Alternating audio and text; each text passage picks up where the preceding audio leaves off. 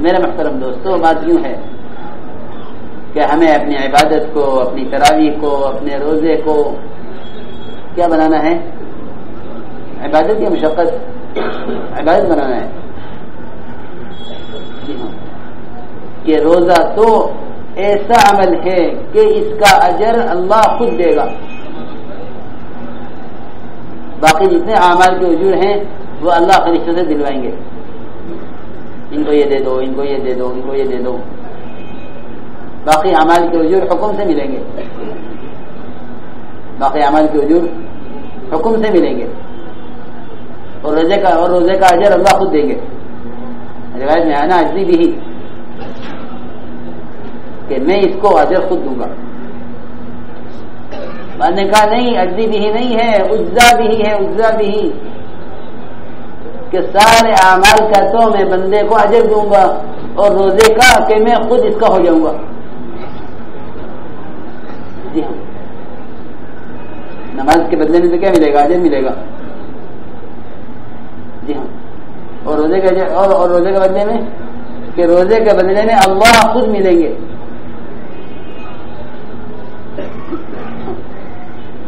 ایک بادشاہ نے اپنا خزانہ کھولا کہ جس کو جو لینا ہے لے لو. تو سب نے سونا، چاندی، جواہرات، دینار، درہم سب لے لیے. ایک آدمی ایک طرف کھڑا ہوا کہ کیا چاہیے؟ کہ نہیں مجھے کچھ نہیں. کہ نہیں کچھ تو لے لے. کہ نہیں مجھے تو آپ کی ضرورت ہے، میں آپ کو چاہتا ہوں. کہ اس کے لیے کیا کمی ہے؟ من کان للہ کان اللہ لہ، کہ جو اللہ کا ہو جاوے کہ اللہ اس کا ہو جاوے. تو بات دوستوں بزرگوں یوں ہے، ورنہ ساری عبادتیں اب عادت بن گئی ہیں. کیا بن گئی ہیں؟ عادت. کہ روزہ کی عادت ہے، تراویح کی اس کی عادت ہے. تو عادت جو ہے غفلت پیدا کرتی ہے اور عبادت ذاکر بناتی ہے. عبادت ذاکر بناتی ہے اور عادت غافل بنا دیتی ہے. یہ عبادت ذاکر بناوے اور عادت کہ عادت تو غفلت پیدا کرتی ہے. کہ یہ روزہ رکھ رہا ہے بطور عادت کے، یہ نماز پڑھ رہا ہے بطور عادت کے. اس لیے میرے محترم دوستو ہمیں اس روزے کو ایمان پر لانا ہے. روزے کو ایمان پر لانا ہے کہ سب سے زیادہ اس بات کی فکر کیجو کہ صرف کھانے پینے سے باز رہنا روزہ نہیں ہے. یہ تو روزے کا ظاہر ہے کہ باطن کیا ہے اس کا. اس کا باطن یہ ہے کہ جیسے ایک شخص نے نماز کی نیت باندھ لی، نماز کی نیت باندھ لی کہ اب سلام پھرنے تک کچھ نہیں کر سکتا. کہ ہر عمل کا ایک ابتدا ہے، ایک اس کا منتہا ہے. کہ جس طرح نماز کی ابتدا اس کا منتہا ہے، کہ اس طرح روزے کی ابتدا اس کا منتہا ہے. روزے کی ایک ابتدا ہے، اس کا منتہا ہے. کہ اپنے عمل کو سنوارو شروع سے آخر تک. اتم الصیام الی اللیل، کہ اپنے روزے کو پورا کرو. پورا کرنے کا مطلب ہے کہ کھانے پینے سے باز رہنا یہ روزے کا ظاہر ہے. کہ روزے کا باطن سوچو کیا ہے. تو لوگ روزے کے ساتھ غیبت بھی کر لیں، حالانکہ غیبت کرنا کہ یقینی بات ہے کہ یہ اپنے بھائی کا گوشت کھانا ہے. پوچھو گا مفتی صاحب سے کہ میں ایک بوٹی کھا سکتا ہوں گوشت کی کہ نہیں کھا سکتے؟ روزہ ٹوٹ جائے گا. کیا آدھی بوٹی کیا ہے روزہ ٹوٹ جائے گا. ہاں، لیکن مجھے حیرت ہے کہ لوگ غیبت کر لیتے ہیں. دنیا میں شاید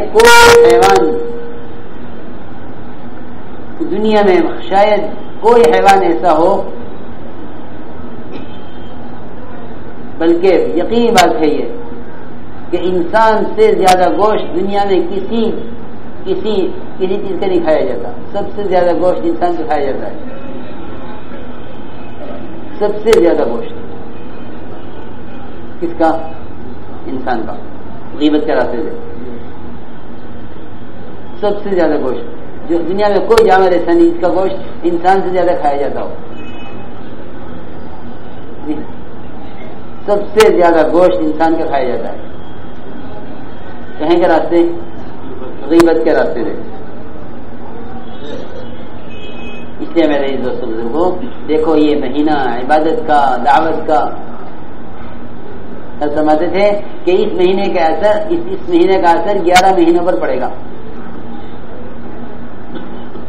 جس چیز کو تم سنوارنا چاہو، بنانا چاہو، سمجھتے تھے جس چیز میں تم ترقی چاہو اس کو اس مہینے میں زیادہ کرو، اس کو اس مہینے میں زیادہ کرو. کیونکہ رمضان کا مہینہ باقی 11 مہینوں میں ترقی دینے کے لیے آتا ہے. جو اس مہینے میں غافل ہے وہ 11 مہینوں میں ذاکر نہیں ہو سکتا. پکی بات ہے، کیونکہ جو اللہ کی رحمت خاصہ کے متوجہ ہونے کے وقت اس سے مستغنی ہو کہ اللہ تو بہت زیادہ مستغنی ہے. جو اللہ کی رحمت کے متوجہ ہونے کے وقت غافل ہو تو اللہ تو بہت مستغنی ہے، تجھے کیا پرواہ ہے. اس لیے رمضان کا مہینہ کہ 11 مہینوں کے اندر ترقی کرنے کے لیے ہے. 11 مہینوں میں ترقی کرنے کے لیے کہ ہمیں اس مہینے میں 2 چیزوں میں ترقی کرنی ہے، دعوت اور عبادت. دعوت اور عبادت، ہاں کہ یہ مہینہ دعوت کے لیے سب سے موزوں ہے. یہ مہینہ دعوت کے لیے سب سے زیادہ موزوں. رمضان، شوال، ذوالقعدہ، ذوالحجہ. میں تو کہا کرتا ہوں کہ جو ہر سال 4 مہینے لگاویں وہ یہ 4 مہینے طے کر لیں. رمضان، شوال، ذوالقعدہ، ذوالحجہ. اس میں روزہ بھی ہے، اس میں نماز بھی ہے، اس میں زکوٰۃ بھی ہے، اس میں قرآن بھی ہے، اس میں حج بھی ہے. جی ہاں، سارے فرائض. جی ہاں، نماز بھی اس میں، روزہ بھی اس میں، زکوٰۃ بھی اس میں، حج بھی اس میں، قرآن بھی اس میں، سب کچھ اس میں جمع ہو گیا. سب کچھ اس میں جمع ہو گیا. ان 4 مہینوں کو تو فارغ کر دینا چاہیے. ہاں، اور رمضان کا مہینہ کہ رمضان کے مہینے میں تو دنیا کا کوئی کام کرنا بڑی بے غیرتی کی بات ہے.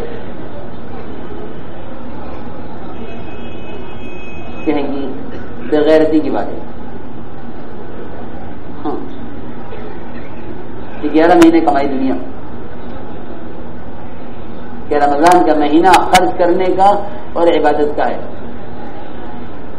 11 مہینے بہت ہے کمانے کے لیے. ہاں، تو لوگ کمائی کے نقشوں کی وجہ سے عبادت کو بگاڑتے ہیں. اس کو عبادت کو بگاڑتے ہیں کہیں کے لیے؟ کمائی کے نقشوں کے لیے. تراویح کو ناقص کرتے ہیں تجارت کے لیے. ہاں، یہ ایک نئی چیز چلی ہے کہ 4 دن میں قرآن ختم کر لو، 8 دن میں قرآن ختم کر لو، 10 دن میں قرآن ختم کر لو تاکہ تم تراویح سے آزاد ہو جاؤ. ہمارا قرآن ختم ہو گیا. حالانکہ تراویح اصل ہے، تراویح اصل ہے. تراویح کا پورا کرنا، پورے رمضان تراویح کا پورا کرنا قرآن کے پورا کرنے سے زیادہ ضروری ہے. جی ہاں، سنت موقدہ ہے، سنت موقدہ ہے. جی ہاں، اور لوگ قرآن پورا کرتے ہیں، تراویح نہیں پوری کرتے. تو قرآن پورا ہونا چاہیے. تو 10 دن میں قرآن پڑھیں، 3 دن میں قرآن پڑھیں، بیٹھ کر سہارے سے، تھکان سے، جس طرح بھی ہو کہ ایک قرآن تو پورا ہو جائے تاکہ ہم تراویح سے آزاد ہو جائیں. ہاں، یہ غلط طریقہ امت میں پھیل چکا ہے.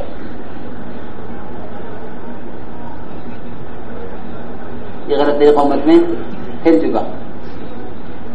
تو بہت بڑا طبقہ ہے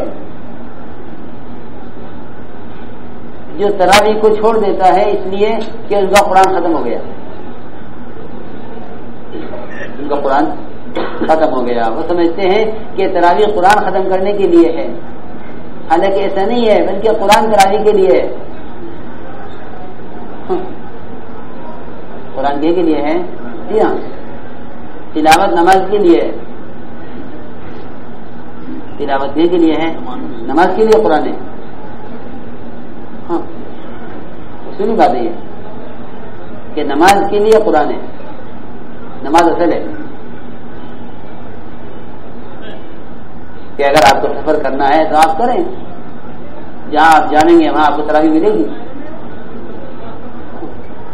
کہ قرآن اس سے ناقص نہیں ہوتا، کہ قرآن اس سے ناقص نہیں، سنو دھیان سے کر دیتے، کہ قرآن اس سے ناقص نہیں ہوتا کہ میں نے 2 سپارے نہیں سنے، کہ قرآن تو اس سے ناقص ہوتا ہے کہ یہ جلدی پڑھنے کی وجہ سے اس کے الفاظ کو کھاوے، اس کی بڑی سخت وجہیں ہیں، یہ قرآن کے ترتیل کا حکم ہے، ورتل القرآن ترتیلا، نبی کو کہا میں نبی جی ٹھہر ٹھہر کر پڑھیے، تو لوگ بیچارے اس میں کہ مجھے تو بمبئی جانا ہے تجارت کے لیے فلاں تاریخ میں، اور قرآن کا کیا ہوگا کہ چلو 10 دن میں ختم کرو، 3 دن میں ختم کرو، کیونکہ میں اگر چلا گیا تو میرا قرآن ناقص ہو جائے گا، کہ قرآن تیرا ناقص ہو گیا باعتبار قرات کے، باعتبار تلاوت کے، قرآن اس طرح ناقص ہوتا ہے، اس کو ناقص نہیں کہتے کہ تم نے 2 سپارے نہیں سنے، کہ قرآن کا نقصان یہ ہے کہ اس کو بگاڑا جاوے جلدی کے چکر میں، ہاں اس لیے میں کہہ رہا ہوں کہ سنت پر آؤ، ورنہ لوگ عبادات کو لے جا رہے ہیں اپنی دنیا پر، اپنی سہولت پر، کہ جب ان کی عبادات ان کی دنیا کے تابع ہو جائیں گی تو اللہ رب العزت ان کی دنیا کی برکتیں ختم کر دیں گے، دنیا کی برکتیں ختم اور تنگیاں پیدا ہوں گی، کیا پیدا ہوں گی؟ تنگیاں پیدا ہوں گی، یہ ضروری بات ہے کہ اپنے روزے کو، اپنی تراویح کو، اپنی عبادات کو سنوارو، یہ مہینہ عبادت کا، دعوت کا ہے، لوگ سمجھتے ہیں کہ یہ مہینہ عبادت کا اور آرام کا ہے، ایسا نہیں ہے، کھانے کا پینے کا اور آرام کا مہینہ سمجھتے ہیں اس کو، حالانکہ یہ دعوت اور عبادت کا مہینہ ہے، بڑے بڑے غزوات رمضان میں ہوئے، بڑے بڑے غزوات رمضان میں ہوئے، یہ نہیں کہ بھائی رمضان میں روزے رکھنے ہیں بعد میں نکلیں گے، رسول اکرم صلی اللہ علیہ وسلم نے اپنے صحابہ کو نقل و حرکت پر ڈالا تھا، اس پر نقل و حرکت، تو رمضان میں بھی نقل و حرکت جاری رہی، کیونکہ رمضان کے لیے ہے کہ رمضان کی نقل و حرکت تو فرائض کو زندہ کرنے کے لیے ہے، کہ نکلو تم رمضان میں، کہ کہیں کے لیے کہ تاکہ روزہ بھی زندہ ہو، قرآن بھی زندہ ہو، جو لوگ نکلنے کا مقصد نہیں جانیں گے وہ رمضان میں نکلنا پسند نہیں کریں گے، کہ نکلنے کا مقصد تو یہ ہے کہ فرائض زندہ ہو، کہ نکلے رمضان میں تاکہ تراویح زندہ ہو، روزہ زندہ ہو، ایک جماعت رمضان میں گئی ایک علاقے میں، تو دوپہر کو علاقے والے کھانا بنا کے لے آئے دوپہر کے کھانے میں، تو جماعت نے کہا کہ رمضان آیا ہوا ہے، رمضان، تو وہ یہ سمجھے مقامی لوگ کہ رمضان ان کے امیر کا ہے، ان کے ساتھی کا نام ہے،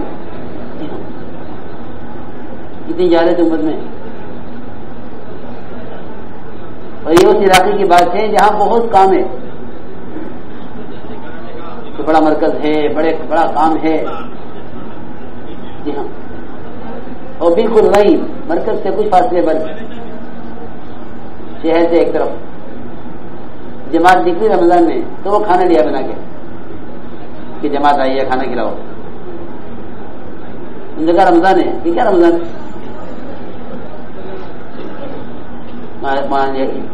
فرماتے تھے کہ اس نقل و حرکت سے فرائض زندہ کرنے ہیں، فرائض کے لیے نقل و حرکت کو چھوڑا نہیں جائے گا. فرائض کے لیے نقل و حرکت کو چھوڑا نہیں جائے گا. ہاں روزہ چھوڑ سکتے ہیں. سنو کہ مسافر ہے, سفر کر رہا ہے رمضان میں, اور صحابہ کرام کے بارے میں حضرت نے جو خط لکھا کام کرنے والوں کو, اس میں لکھا ہے کہ صحابہ کرام رمضان میں بھی نقل و حرکت کرتے تھے. اگر ضرورت محسوس کرتے تھے تو روزہ کھول لیا کرتے تھے, مگر نقل و حرکت میں کمی نہیں آنے دیتے تھے. نقل و حرکت میں کمی نہیں آنے دیتے. اگر ضرورت محسوس کرتے تو روزہ کھول دیتے. ایک سفر میں صحابہ نے روزے رکھے, بعض نے رکھے بعض نے نہیں رکھے.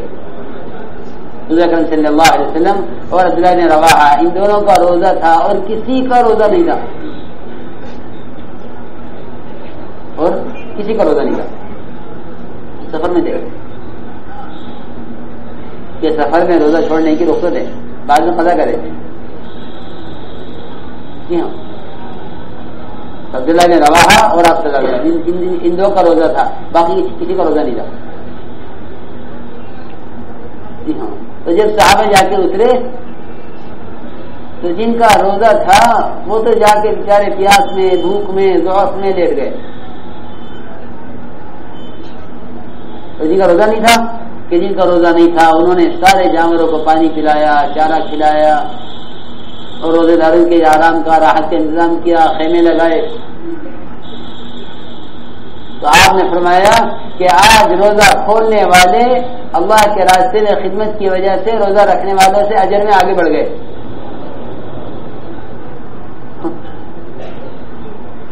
کن سے آگے بڑھ گئے؟ روزہ رکھنے والوں سے. کیوں؟ کہ انہوں نے دو اجر پائے, دعوت کا اور خدمت کا. جی ہاں, روایت میں ہے کہ صحابہ کی دونوں قسمیں تھیں. ایک ہی جماعت میں بعض کا روزہ تھا, بعض کا روزہ نہیں تھا. مگر یہ نہیں کہ رمضان کے بعد نکلیں گے, کیونکہ روزہ رکھنا ہے. اس لیے اکرم صلی اللہ علیہ وسلم نے اللہ کے راستے کی نقل و حرکت کے ساتھ روزے کے فضائل الگ بیان کیے. دیکھو سنو, ایک یاد رکھنا عبادات کے فضائل, اور ایک یاد رکھو عبادات کے فضائل دعوت کے ساتھ. عبادت کے فضائل دعوت کے ساتھ. یا عبادت کی کیا فضیلت ہے خروج کے ساتھ. میرے محترم دوستوں, بزرگوں, عزیزوں, اللہ کے راستے کی نقل و حرکت میں جو عبادت کی جاوے اس کا مقام کی عبادت کا کوئی مقابلہ ہی نہیں ہے.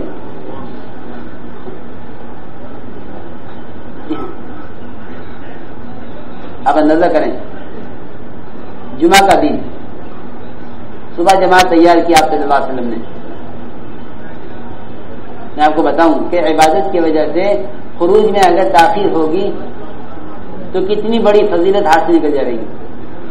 سنو دھیان سے,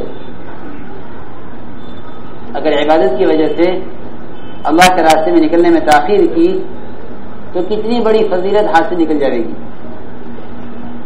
اس کو دھیان سے سننا. عبداللہ بن رواحہ رضی اللہ تعالیٰ عنہ کو صبح ایک جماعت میں جوڑا گیا, اور جماعت روانہ ہو گئی. عبداللہ بن رواحہ ٹھہر گئے. آپ میں عبداللہ تم گئے نہیں صبح جماعت میں؟ کیا یا رسول اللہ, میرا ارادہ جانے کا تھا, مگر میں اس لیے ٹھہر گیا کہ آپ کی جمعہ کی نماز آپ کی مسجد میں آپ کا خطبہ سنوں گا, آپ کے پیچھے نماز پڑھوں گا, اور آپ کی مسجد نماز باقی مساجد سے زیادہ افضل ہے. جی ہاں, صحیح روایت ہے. صلاۃ فی مسجد ھذا افضل من 1000 صلاۃ فیما سوا الا المسجد الحرام. کہ میں اسے ٹھہر گیا کہ آپ کی مسجد میں نماز پڑھوں گا, آپ کا خطبہ سنوں گا. جماعت تو یہ گئی ہے صبح سے شام 2 بجے تک کی بات ہے, جا کے مل جاؤں گا جماعت کے ساتھ. اکثر اپنے ساتھ یہ کرتے ہیں نا, کیا تم چلو ہم آ رہے ہیں. انہیں خبر نہیں کہ وہ ذرا سا پیچھے رہ جانے سے کتنا پیچھے رہ گئے. عبداللہ بن رواحہ رضی اللہ تعالیٰ عنہ کسی اپنے شادی کے یا اپنی ضرورت کے یا اپنی خدا نہ کرے کسی خواہش کے وجہ سے نہیں پیچھے رہے، بلکہ عبادت کے لیے پیچھے رہ گئے. یہ کے لیے ہاں عبادت کے لیے کہ میں تو جمعہ کی نماز اللہ کے نبی کے پیچھے پڑھ کے آؤں گا تاکہ مجھے یہاں کی فضیلت بھی حاصل ہو جائے، آج کی جمعہ کی نماز کی اور اللہ کے راستے کی بھی فضیلت حاصل ہو جائے. اس کے لیے تاخیر کی نکلنے میں. تو آپ نے ہمارے عبداللہ بن رواحہ تمہیں معلوم ہے وہ لوگ کتنے آگے بڑھ گئے؟ عرض کیا کہ ہاں یا رسول اللہ معلوم ہے، وہ صبح گئے ہیں میں دوپہر کو پہنچ جاؤں گا. روایت میں صبح سے دوپہر تک کی بات ہے.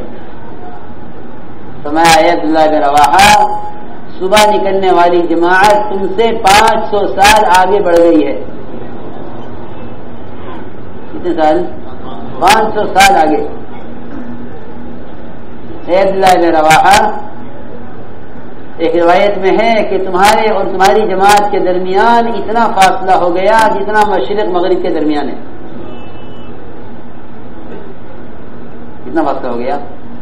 جتنا مشرق مغرب کے درمیان فاصلہ ہے. ایک روایت میں ہے کہ عبداللہ بن رواحہ اگر ساری زمین کے اوپر نیچے جتنا مال ہے وہ سب کا سب تم خیر کی راہ میں خرچ کرو، اس میں خیر کی راہ میں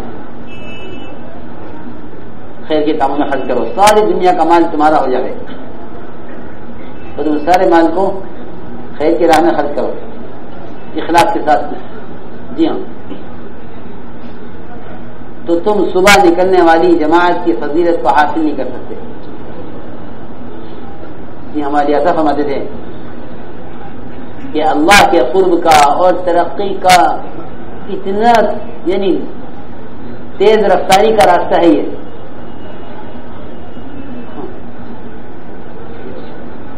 کہ ایک جانے ہائی وے سے ہاں اور ایک جانے چھوٹے راستے سے گاؤں تو یہ کہیں کہ وہ جلدی پہنچ جائیں گے. یہ کہاں سے آئے کہ امریک روڈ سے آئے، باہر سے جلدی پہنچ گئے.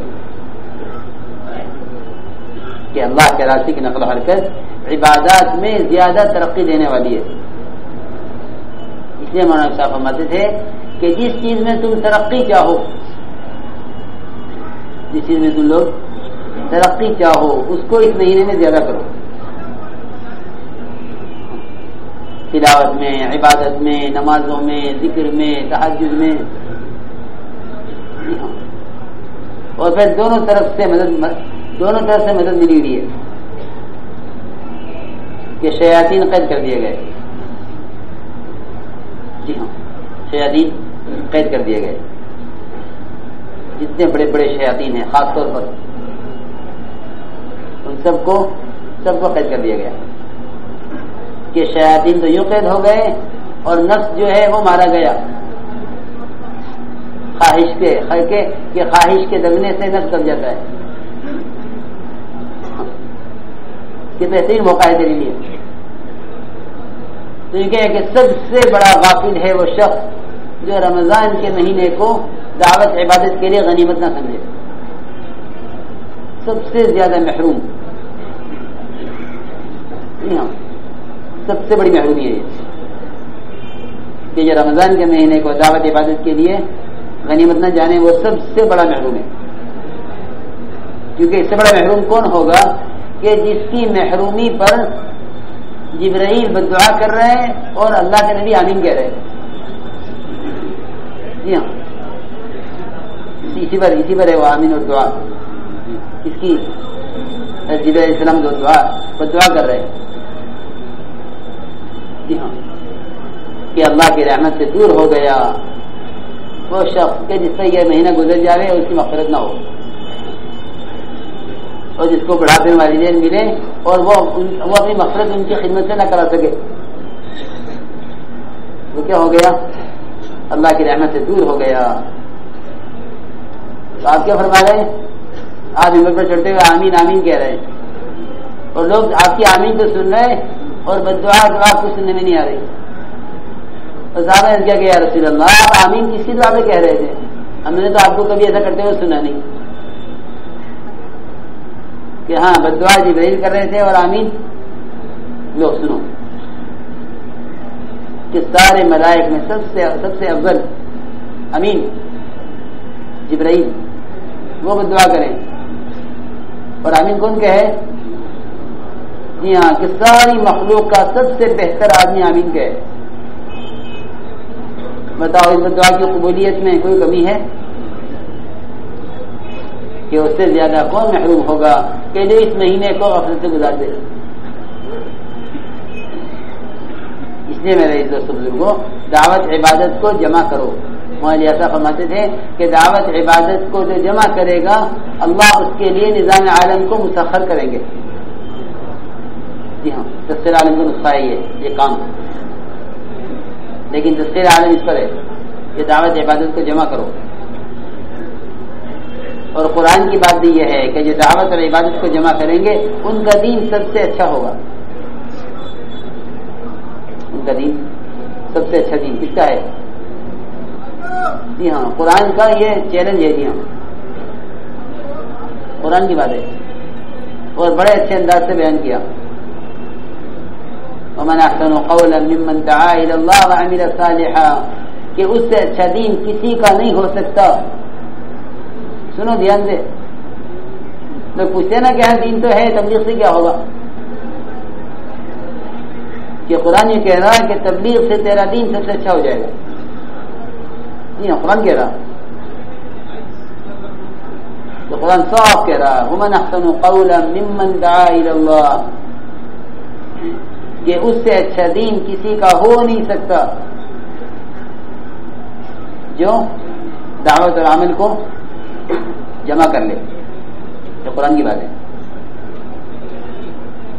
جی ہاں قرآن کا سوال ہے اس سے اچھا دین ہو، اس سے اچھا دین ہو کس کا سکتا ہے؟ یہ اس طرح ترجمہ ہے. جو کیا کر لے؟ دعوت اور عبادت کو جمع کر لے. جی ہاں قرآن اسی طرح ہے. بلکہ علماء نے لکھا ہے کہ یہاں استفہام انکاری ہے. کیا استفہام انکاری؟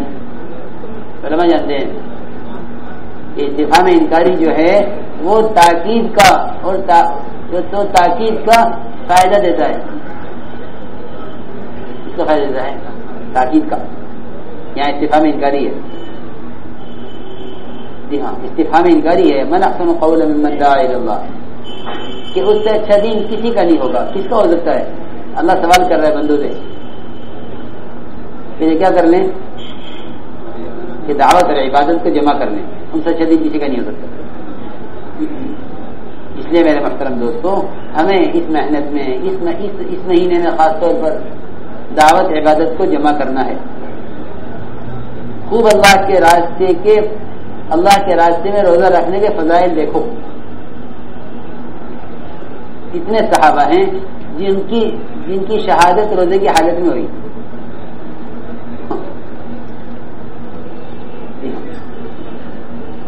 صحابی پوچھ رہے ہیں کہ دیکھو کہ لوگوں نے اصرار کر لیا ہے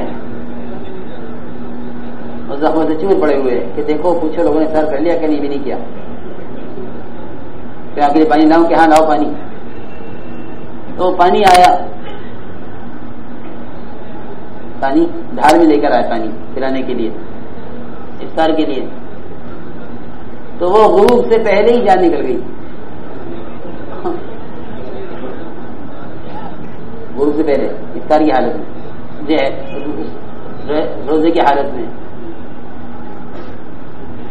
تو یہ کہیں کہ ان کا اجر مسلسل ہو گیا کہ جو عمل کرتا ہو گیا ہے اس کا عمل اس کے عمل کا اجر مسلسل ہے.